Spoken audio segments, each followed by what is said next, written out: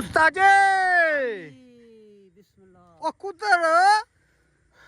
यार खौफ जिहा लगना पिया कि असां खलते आ फलीना डैम। अच्छा ए नूर तो लाल तो क्या सुन इधर ओए होए होए होए होए होए होए होए क्या नजारे कलर सही ना जाओ ना राह विच असना फलीना डैम। अच्छा इत्थे साड़ा असने दी खास मकसद सी यार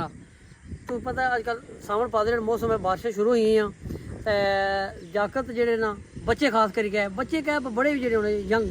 ठीक है जी वो गर्मी दूर करने आस्ते संगी दोस्तों नाल जाने डैमां पर। आजकल बहुत वाकयात भी होए उस्ताद जी ओए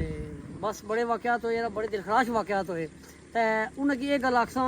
खुदा ना वास्ता है वालदैन की भी आखसां उन्हें की भी मेहरबानी करी के ठीक है जाओ तुम इंजॉयमेंट करो मगर जेड़ा उसकी एक लिमिट होनी ना कई तो कह रहे हैं कि जी खले दे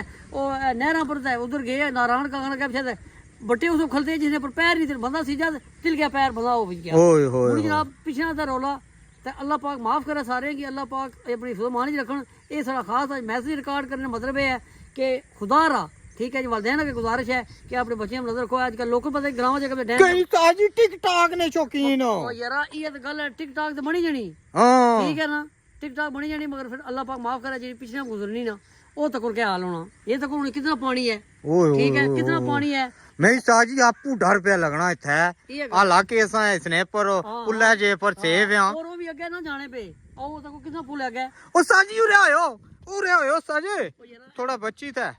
चक्कर जी असने नहीं पे वाला की हां बच्चे किसे चले जाने ठीक है जी ते वालदैन के गुजारिश है कि मेहरबानी करो बच्चे में नजर रखो आगे पीछे इलाके ग्राम में पता निके डैम बनना है ना जिन्हें नाले होने पानी खड़ी असना ते बच्चे उठा जाने परवाह कोई नहीं खुदा रा इन्ना पर नजर रखो। हां बहुत प्यारा मैसेज उस्ताद होना दिता जी असां भी इत्थे जियां आए तो बड़े यकीन करो खौफित आए क्योंकि वाकयात सुनने तो साड़ा दिल जेड़ा ठक ठक पिया करना ते ये नहाने पता नहीं किस रहे ये गंदा पानी अगू पिछू रूड़ी तसना ते इतना कोई पता नहीं होना केड़ी उच्ची जगह है नीवी है टोया है दरख्त है क्या है विच फसी जाने तो को जी मैं सोच दसना कि ये जो डैम है पीछे नजर रखने पिया ये डैम बनया जिसले प्रॉपर होत नहीं ना इसमें पलाइयां दरख्त है और चीजें जिसले मारने छाल बूटे फस गया ओए बस फिर बात छुट्टी ओहो अल्लाह पाक माफी देन जी एहतियात बड़ी जरूरी है ये गल है हुन ए इधर बंदे आए हुए लगे हुए है फोटो शोटू मारन बच्चे छच्चे है भाले ने ये भी एहतियात करनी ये अगे भी लगे तको पानी दर लथे ये बड़ा खतरनाक काम है ना जी कई मछलियां ने चक्कर है जनाब। हां जी अल्लाह पाक सारे की ये साइडां बड़ियां खतरनाक हियां इधर तको ना साइडां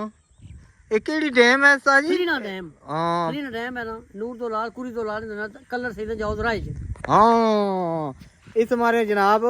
हां हां समझी तो गए हो सो पैगाम साड़ा मैसेज क्या है ते हुन असां भी जुले साजी निकलो हां चक्कर आ गए मैं इस पासा टेसा तुसा इस पासा टेसो इस मारो अपनी विचारों दा झुलो ते हां बच्चो ए इस पासा कोई सिस्टम बनाया ना साजी ओ ये बनाया ने ना हां इधर पानी अखराज होना है ना हां पानी अखराज इधर होना ना मगर क्या पता अखराज होना या उधर पानी हो तो उधर बेचना के अंदराज होना हां अंदराज ज्यादा चांस है इधर कौन है कितना पानी है ओए होए होए व्यू तो बड़ा प्यारा पर तको पर दूरू तको दूर व्यू तक नो कम होना ना व्यू तक कम हो जाना अल्लाह माफी दे। ठीक है दोस्तों इस मैसेज पर जनाब अमल भी करो तो अगे शेयर भी करो शेयर कर सो तो भावें तुसा नहीं नेकी कोई लिखी जाए भावें तुसा ने एक शेयर पर कोई ऐसे बंदे पैगाम पहुंचा जेड़े कोई प्लान करने में रुकी जानी इस मैसेज तू तुसा भी इस नेकी दी साथ नहीं सकने हो ते ज़फरान कुरैशी की ते अज़रम क़याम की दो इजाजत अल्लाह साने वाला है।